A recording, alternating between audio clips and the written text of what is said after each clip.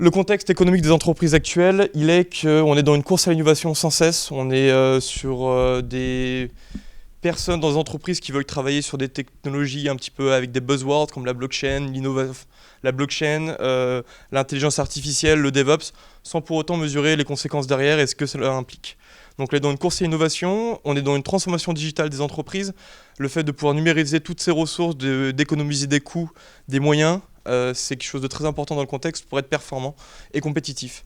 De plus, l'agilité, être flexible sur les besoins des clients, sur son implémentation, sur tout, est très important. Pour cela, pour donner justement, comme l'expliquait Lucas, avoir un time to market très réduit, le fait de pouvoir développer et de pousser en production le plus rapidement possible. Alors derrière ce mot se cache en fait comment on va travailler. Donc là, on va approcher une méthode traditionnelle. Donc on va avoir nos programmeurs ici, qui sont nos équipes de développement, du front, du back, n'importe quel techno, peu importe.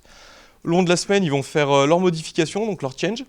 Donc les changes, par exemple, du lundi, du mardi, du mercredi, ou même de différentes heures. Et ensuite, sous la bonne volonté du chef de projet ou de leur propre volonté du lead dev, ils vont merger. Donc ils vont mettre en commun toutes les différents changements de leur code dans le code base, donc un outil de versionning comme GitHub, GitLab, les plus connus. Alors qu'avec une approche DevOps, attention je vais vous vendre du rêve, là on a nos programmeurs qui travaillent sur leurs différents changements de code. Ces codes-là, une fois qu'il y a un changement qui est détecté, ils vont tout de suite être poussés en intégration et en test. On va tout de suite tester ces codes sur les différents environnements et avec les différentes batteries de tests pour savoir s'ils sont OK pour mettre en production. Si les tests sont validés, on continue le développement. Si le test n'est pas validé, on envoie une notification au développeur comme quoi le code qui doit être passé en production n'est pas valable. Donc là, on va continuer nos changements pour arriver jusqu'à un déploiement avec des risques moindres. Alors souvent, on a des entreprises qui veulent travailler sur des nouvelles technologies à la pointe sans pour autant mesurer derrière s'ils ont des employés qui sont capables de travailler sur ces technologies. Et c'est là justement où on a une perte de retour sur investissement. On a des employés qui ne sont pas capables de travailler sur ces technologies ou qui s'adaptent mais avec un temps. Et bien sûr, on n'a pas les ressources nécessaires. Donc il faudra implémenter une conduite du changement auprès des employés, des collaborateurs et des tierces parties. Ça va passer par 3 points principaux. Le premier va être la stratégie de l'entreprise. Il faudra faire comprendre à nos employés et aux autres personnes pourquoi on s'inscrit dans une pédagogie DevOps. Pourquoi l'entreprise s'inscrit dans une vision DevOps, quels sont les débouchés, les bénéfices, qu'est-ce que cela va impliquer pour l'entreprise. Une fois que cela est acquis, on va aller dans l'affaire sociologique du groupe. Donc là, on va plus voir en fait aller casser les silos dans les équipes pour plus qu'on ait des équipes développement, des équipes opérationnelles, des équipes marketing, de design, de product owner, etc. Il faut voir ça comme un ensemble. Il faut voir ça comme un ensemble pour pouvoir donner son point de vue sur toutes les étapes de production du projet et de la solution et justement casser ces silos. Et ensuite, la sphère individuelle, la sphère psychologique individuelle. Donc là, on va parler à l'individu en tant que tel, pour lui faire comprendre qu'il n'est plus seulement soit un développeur, soit une personne du réseau, mais qui peut donner son point de vue et peut monter en compétence sur différentes solutions et différentes autres parties du projet. Ça amène aussi à prioriser l'humain sur la technologie. C'est très important. Il ne faut pas donner des technologies qui ne sont pas appréciées par ses employés seulement parce qu'ils sont à la mode et que tout le monde les utilise. Il faut aller demander aux employés quelles sont les technologies d'avenir qu'ils pensent eux maintenant, quelles sont sur lesquelles ils sont aptes et OK pour pouvoir travailler et s'améliorer, monter en compétence dessus et pas leur donner des technologies parce qu'elles sont les plus performantes. Il faut prioriser l'humain sur la technologie. Tout cela va mener une culture de la collaboration entre les développeurs et l'opérationnel, mais aussi entre plein d'autres parties, tout ce qui va être management, tout ce qui va être le design, tout ce qui va être marketing, etc.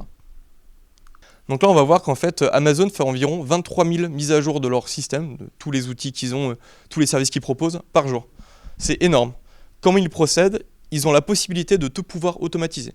Dès qu'un développeur chez Amazon va pusher une petite modification, que ça soit minime, ça va être ça va être testé, automatiquement, mis dans des phases de test, dans des pipelines de test, savoir si ça marche, si c'est adapté, si c'est performant. Si ça l'est, ça passe directement en production. Et dans le cas où ça part en production, on ne se serait pas aperçu d'un bug, le rétropédalage est très simple à faire. Donc tout cela mène à quoi Une compétitivité dans le marché. Le fait d'avoir un time to market très faible, ça permet de coller en fait aux besoins du client. Ça permet d'avoir une expérience utilisateur très aboutie vis-à-vis de différentes entreprises. Les entreprises typiques font environ, donc là c'est un chiffre, c'est une moyenne, environ une mise à jour des services tous les 9 mois. Là on est à 23 000 par jour. on va maintenant se faire un petit focus sur ING, donc une banque des Pays-Bas. Alors ING, en 2010, elle entend parler de l'agilité, du DevOps, etc. Elle pense que c'est à la mode. Donc ils vont dire très bien, on va mettre 3 équipes agiles plus une équipe DevOps. Donc l'équipe est en autonomie et ne travaille pas avec les autres équipes. 2014, aucun retour sur investissement notable. Le C-level, donc le board, commence à se demander si c'est vraiment utile d'avoir des équipes agiles et DevOps. Donc là, en 2015, ils vont faire appel à une entreprise de conseil en stratégie qui est McKinsey. Donc là, McKinsey va aller les voir et réorganiser l'entreprise. Ils vont passer en 350 équipes de 9 personnes, donc des petites équipes réparties en 13 tribus. Alors ça, c'est une façon d'implémenter l'agilité. Donc là, en fait, on va avoir une tribu. Une tribu, c'est un groupement de personnes qui va travailler sur une brique, par exemple, du logiciel, pour un client, pour n'importe quoi. On peut les diviser un peu comme on le veut. Ces tribus sont composées d'équipes, donc des squads. Donc dans ces squads, on a un chef de squad, donc qui peut être ici par exemple, et un product owner. Donc en fait, là, on va retrouver tous les différents métiers qui sont au sein de l'entreprise. On peut avoir un lead dev, un front dev, un back dev, une personne du marketing, une personne du système, etc., etc. On va mélanger les métiers dans différentes équipes qui seront autonomes pour augmenter la productivité, justement. Donc, dans ces équipes, on a, par exemple, un front dev ici, un autre front dev ici, un autre front dev ici, etc. Tous ces front devs seront regroupés dans des chapters, dans des chapitres. Les chapters, en fait, vont viser à une collaboration entre les mêmes métiers pour partager les savoir-faire et les monter en compétences, pour être plus performants. À côté de ça, on a le tribe lead, donc le leader de la tribu, le chef de tribu, qui lui en fait va gérer toute la tribu, les différentes squads. Et ils ont McKinsey a mis en place un agile coach, donc une personne qui va aller coacher toutes les personnes au sein d'une tribu pour leur faire comprendre pourquoi l'agilité est importante dans les process. Quels sont les bénéfices qu'ont tiré ING ? Alors, une augmentation du time to market, le fait d'utiliser des boucles courtes, ça augmente le time to market. Et ce qui est intéressant, c'est l'implication des employés. Le fait de travailler par petites équipes augmente un petit peu, on va dire, le bonheur en travail, parce qu'on va gérer avec des personnes qu'on connaît bien, on va toujours être impliqué dans tous les processus de l'entreprise, et donc l'implication des employés. Les personnes restent plus longtemps dans l'entreprise, ce qui est intéressant au point de vue des ressources humaines. Ensuite, la réduction du nombre d'erreurs et de pannes. Le fait de tester souvent les solutions, ça permet de réduire le risque d'erreurs et de pannes, ce qui est très important pour un établissement financier comme ING. L'amélioration de l'expérience utilisateur, le fait d'intégrer justement le client dans ses boucles de réflexion de projet, permet en fait d'avoir une expérience client qui est très proche des besoins. Et ensuite, vis-à-vis des chiffres, maintenant, ING fait des releases de 3 à 4 fois par semaine, alors qu'auparavant, ils étaient à 5 à 6 par an. Donc il y a une réelle augmentation, un réel gain sur la fréquence de déploiement.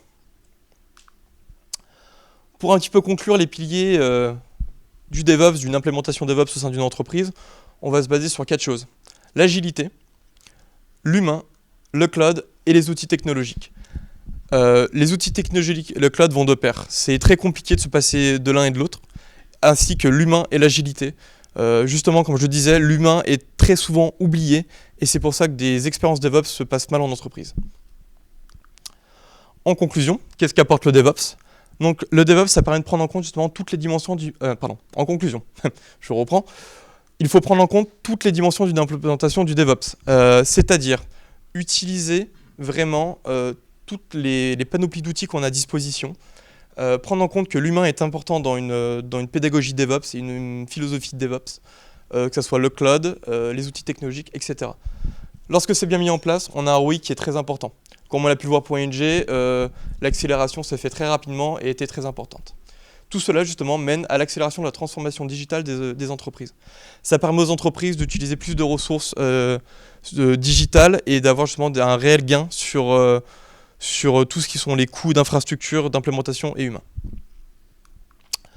C'est tout pour moi. Je vous remercie de m'avoir écouté. Si vous avez quelques questions, je serai ravi de vous répondre au buffet un peu plus tard. Voilà.